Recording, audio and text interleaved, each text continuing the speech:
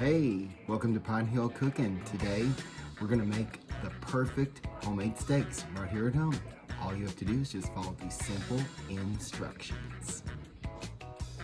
First, take your steaks, take them out of the wrap, put them on some paper towel for about 25 to 30 minutes to come to room temperature.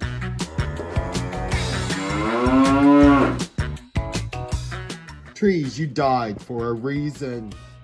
Let those sit on some paper towel, cover them with another piece of paper towel, let them sit for about 25 to 30 minutes. They'll come to a nice room temperature. Okay, so the steaks are almost at room temperature, so we're going to take our trusty old cast iron skillet.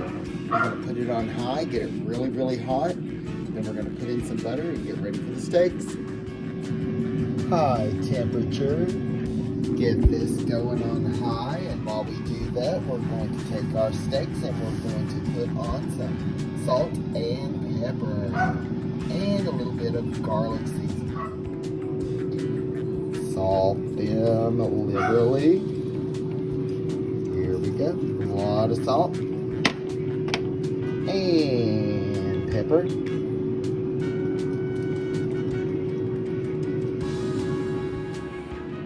And here we go back to my trusty dusty soul food seasoning. Guess what? One of the main ingredients in this, it's garlic. All the other flavors will add something just a little bit special to your steaks. Soul food. Oh yeah. Sprinkle that on. Rub it in really good. Remember, you want your steaks at room temperature. Our skillet's getting hot. Almost time to cook. Skillet's getting hot. Time to put in some butter. Get that butter in there. Let it get all good and melted.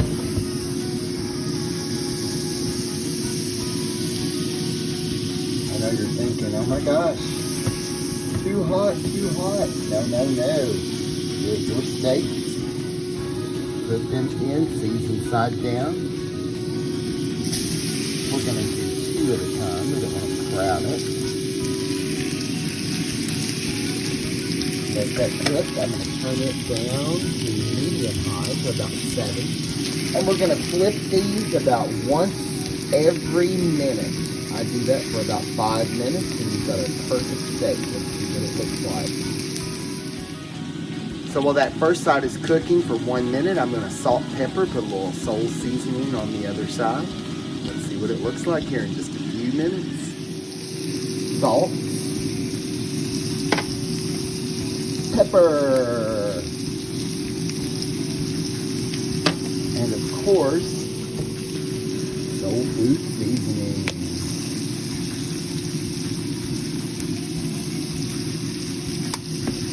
Let that cook about another 30 seconds, and then we're going to do the first flip.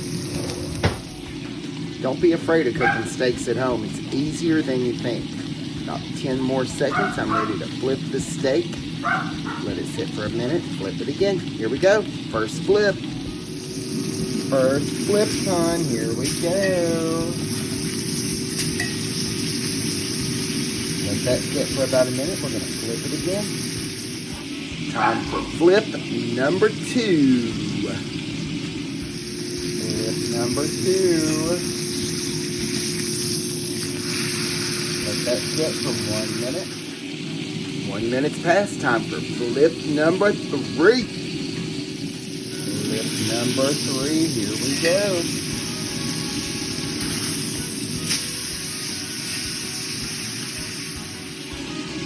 Now it is time for flip number 4. Number 4 coming right up.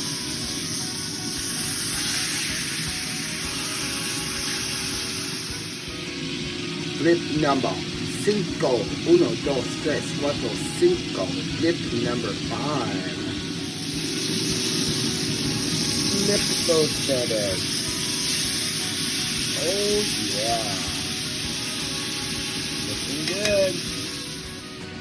So I like my steaks about a medium to a medium rare. If you want yours to be a little bit more done, flip them a couple more times. Let them cook just a little bit more.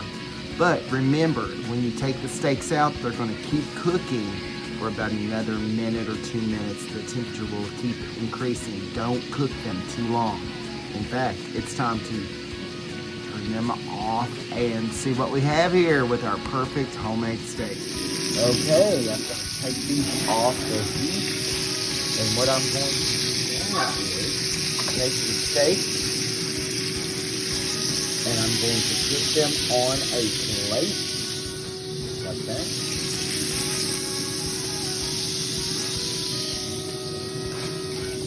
And then I'm going to take this lovely juice in here.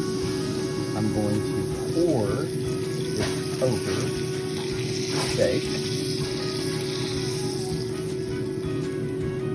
And you want to let that sit for about 3 or 4 minutes. So the reason you want to let that sit for about 3 or 4 minutes is to let the temperature of the steak keep increasing to get the maximum cooking time in there. Pour the juice on there so that all of that flavor and stuff just gets absorbed into the steak. Let's see what we have going on. And isn't that just a beautiful, beautiful steak? Nice and red in the center. This one's so juicy, so delicious. You will love it. Nothing like a good steak that is delicious. If you like it a little bit more done, cook it a little bit longer. If you like it a little bit more rare, cook it a little bit less. There is really no wrong way to enjoy a good steak. Thanks for another episode of Pine Hill Cooking right here in Pine Hill Cabin.